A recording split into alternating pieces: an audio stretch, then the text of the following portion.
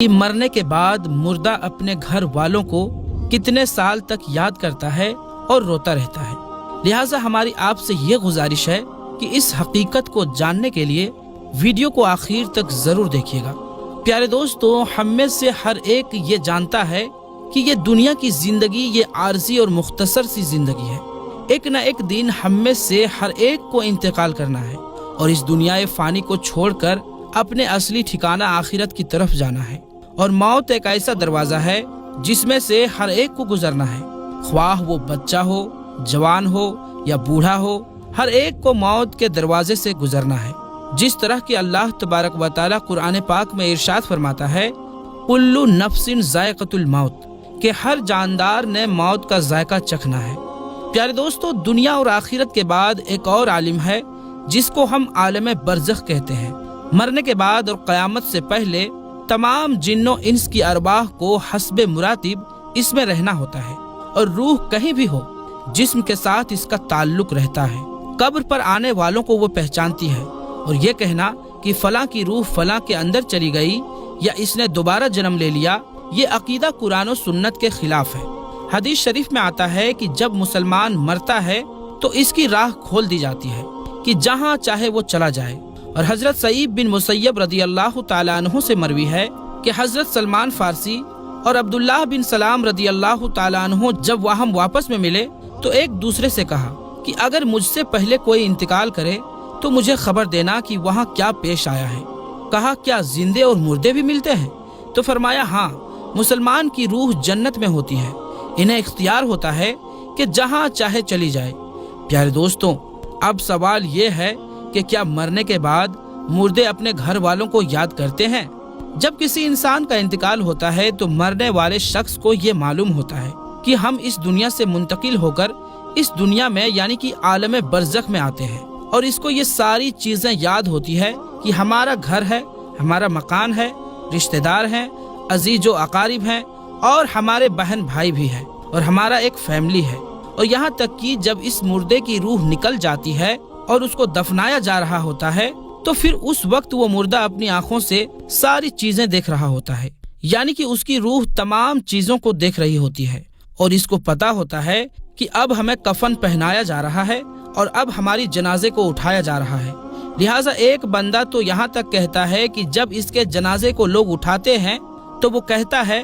اے لوگوں، جلدی مجھے لے کر قبرستان کی طرف چلو اور بہت جلد مجھے میرے اصلی ٹھکانے میں یعنی کہ قبر کے اندر پہنچا دو، کیونکہ اس کو موت پر ہی پتہ چل جاتا ہے کہ اس کے آگے کیا ہونے والا ہے، یعنی آگے آنے والے جو مرحلے ہیں وہ اچھے ہیں یا مشکل ہیں، سخت ہے یا آسان، اس کو پہلے سے ہی پتہ چل جاتا ہے۔ کیونکہ روح نکلتے وقت کی جو سختی ہوتی ہے، روح کو اس چیز سے اندازہ ہو جاتا ہے اور اس کو یہ معلوم ہو جاتا ہے کہ اس کے آگے کیا ہونے والا ہے۔ اسی وجہ سے جو مومن بندہ ہوتا ہے وہ کہتا ہے، مجھے جلدی لے کر چلو اور مجھے قبر کے اندر اتار دو اور میرے اصلی ٹھکانے تک مجھے پہنچا دو، کیونکہ حضور نبی کریم صلی اللہ علیہ وآلہ وسلم نے ارشاد فرمایا کہ دنیا مومن کے لیے قید خانہ ہے اور کافر کے لیے جنت ہے۔ پیارے دوستوں، اس کے الٹا جو گنہگار، فاسق اور فاجر اور بے نمازی انسان ہوتا ہے تو وہ چیخ چیخ کر یہ کہنے کی کوشش کرتا ہے کہ اے لوگوں، تم مجھے کہاں لے کر جا رہے ہو؟ اے میرے بچوں، یعنی کہ وہ اپنی فیملی سے کہتا ہے کہ میں نے اپنے بچوں کے لیے بہت زیادہ کمایا ہے، ان کے لیے گھر اور مکان بنایا ہے، اور اب تم ہمیں ہمارے گھر سے نکال کر اندھیری قبر کوٹری کے اندر کہاں ڈالنے جا رہے ہو؟ اسے بہت گھبراہٹ ہوتی ہے تو وہ اپنی زبان حال سے کہنے کی کوشش کرتا ہے کہ اے لوگوں، مجھے مت لے کر جاؤ۔ بہرحال دوستوں، اس کو جب قبر کے اندر رکھا جاتا ہے تو اس کو یہ پتا ہوتا ہے کہ اب ہم قبر کے اندر ہیں اور ہماری فیملی اور ہمارے تمام عزیز و اقارب اور رشتہ دار اس پچھلی دنیا میں ہیں جہاں پر وہ پہلے موجود تھے۔ اسی وجہ سے روایت میں آتا ہے کہ جب کوئی انسان اپنے کسی مردے کی قبر پر جاتا ہے تو وہ مردہ اس قبر پر آنے والے کو پہچانتا بھی ہے کہ یہ ہمارا فلانا شخص ہے۔ اگر باپ قبر کے اندر ہے تو پہچان لیتا ہے کہ ہماری قبر پر آیا ہوا یہ ہمارا بیٹا ہے، ہمارا بھائی ہے، ہمارا رشتہ دار ہے۔ جس طرح کہ حضرت ابو ہریرہ رضی اللہ تعالی عنہ سے مروی ہے کہ نبی کریم صلی اللہ علیہ وآلہ وسلم نے ارشاد فرمایا کہ تم میں سے جب کوئی شخص اپنے بھائی کی قبر یا پھر اس شخص کی قبر کے پاس سے گزرتا ہے جس کو وہ دنیا کے اندر جانتا تھا اور وہ اس کو سلام کہتا ہے تو وہ اس کا سلام سنتا بھی ہے اور اس کے سلام کا جواب بھی دیتا ہے، اور وہ قبر پر آنے والے کو پہچانتا بھی ہے۔ اور اگر قبر پر کوئی عزیز رشتہ دار جاتا ہے تو قبر والے کو بہت زیادہ خوشی ہوتی ہے، لیکن اگر مردہ گنہگار ہوتا ہے اور اپنے گناہوں کی وجہ سے سزا میں مبتلا ہوتا ہے تو وہ قبر پر آنے والے کو پہچان کر بھی اس کی طرف کوئی توجہ اور دھیان نہیں دیتا، کیونکہ قبر کے اندر اس کی زندگی عزیزاً بن چکی ہوتی ہے اور وہ عذاب سے دوچار ہو رہا ہوتا ہے۔ اسی وجہ سے اس کا قبر پر آنے والوں کی طرف دھیان نہیں ہوتا۔ اور جب ہم کسی قبرستان پر جاتے ہیں ہم یہ کہتے ہیں السلام علیکم یا اہل القبور، تو وہ قبر والے ہمارے سلام کو سنتے بھی ہیں اور ہمارے سلام کا جواب بھی دیتے ہیں۔ اور بخاری شریف کی حدیث میں ہے کہ جب کوئی شخص اپنے کسی مرحوم کے لیے ایصال ثواب کرتا ہے اور جب اس ایصال ثواب کا تحفہ بنا کر اس مردے کو پیش کیا جاتا ہے تو وہ بڑا خوش ہوتا ہے، اور اس وقت اس کو ایسی خوشی ملتی ہے کہ اس سے پہلے اس کو ایسی خوشی کبھی نہیں ملی ہوتی۔ بہرحال دوستوں، جو گنہگار بندہ ہوتا ہے اسے یہ دنیا بہت یاد آتی ہے۔ وہ یہ کہتا ہے کہ ہم بہت عیش کی زندگی میں تھے، کیونکہ یہ دنیا کی زندگی اس کے لیے جنت تھی۔ اس کو قبر کے اندر عذاب ہو رہا ہوتا ہے، اسی وجہ سے وہ اپنی دنیا کی زندگی کو یاد کرتا رہتا ہے، کیونکہ دنیا کی زندگی میں اس کو سکھ تھا اور دنیا کے اس زندگی کے اندر وہ اس طرح کے عذاب میں مبتلا نہیں تھا۔ اسی وجہ سے گنہگار شخص دنیا کی زندگی کو یاد کرتا رہتا ہے اور اپنے گھر والوں کو یاد کرتا رہتا ہے۔ اسی وجہ سے اسلام میں مرحومین کے لیے ایصال ثواب کی تلقین کی گئی ہے، کیونکہ ایصال ثواب کرنے سے جو گنہگار ہوتے ہیں ان کے گناہوں کی بخشش ہوتی ہے، اور جو نیکوکار ہوتے ہیں ان کے درجات بلند ہوتے ہیں۔ لہٰذا ہمیں ہر حال میں اپنے مرحومین کو یاد رکھنا چاہیے اور ان کے ایصال ثواب کا اہتمام کرنا چاہیے، اور ہمیں چاہیے کہ جب ہم استغفار کریں تو ہم اپنے لیے نہ کریں بلکہ اپنے استغفار میں ہم اپنے تمام عزیز و اقارب، رشتہ دار، مرحومین کو بھی شامل رکھیں۔ پیارے دوستوں، لیکن جو نیک بندہ ہوتا ہے تو وہ دنیا کی زندگی کو یاد نہیں کرتا، کیونکہ دنیا کی زندگی اس کے لیے قید خانہ تھی،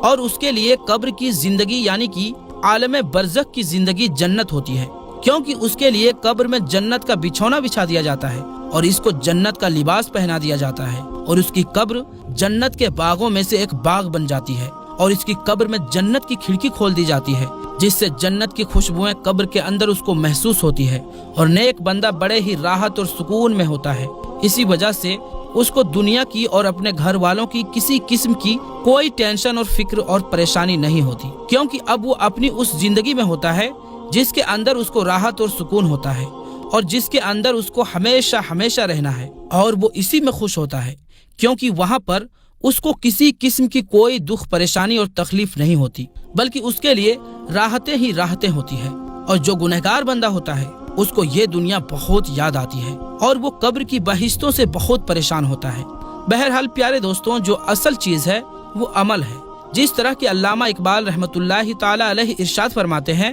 کہ عمل سے بنتی ہے زندگی، جنت بھی اور جہنم بھی، یہ خاکی اپنی فطرت میں نہ نوری ہے نہ ناری۔ عمل پر یہ ساری چیزیں ہیں۔ اگر انسان کے عمل اچھے ہیں تو موت سے اچھے کوئی میسج نہیں، اور اگر انسان کے عمل خراب ہیں تو موت سے برا اس کے لیے کوئی پیغام نہیں۔ اسی وجہ سے اللہ تبارک و تعالیٰ قرآن پاک میں یوں ارشاد فرماتا ہے، ترجمہ: تم اپنے رب سے گڑ گڑا کر اور آہستہ دونوں طریقوں سے دعا کیا کرو، بے شک وہ حد سے بڑھنے والوں کو پسند نہیں کرتا۔ اور نماز جنازہ کے حوالے سے حضور نبی کریم صلی اللہ علیہ وآلہ وسلم کا ارشاد ہے، جو کسی میت کی نماز جنازہ 40 مسلمان پڑھے جو اللہ تبارک و تعالیٰ کے ساتھ کسی کو شریک نہیں ٹھہراتے، تو اللہ تبارک و تعالیٰ اس میت کی حق میں ان کی سفارش کو ضرور قبول فرماتا ہے۔ دوسری روایت میں ہے کہ آپ صلی اللہ تعالیٰ علیہ وآلہ وسلم کا ارشاد ہے، جس میت کے نماز جنازہ امت مسلمہ کی 100 افراد ادا کرتے ہیں اور اس کے بعد وہ اس میت کے لیے سفارش کرتے ہیں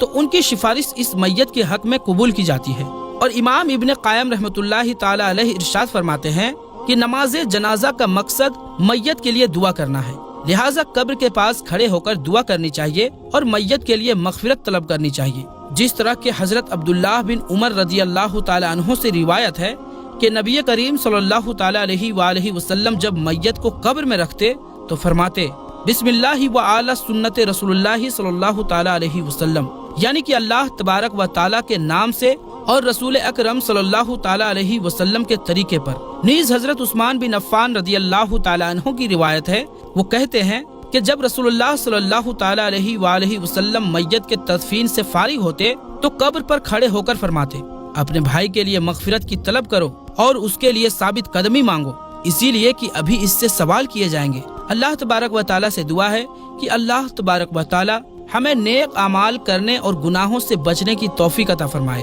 اور ہمیں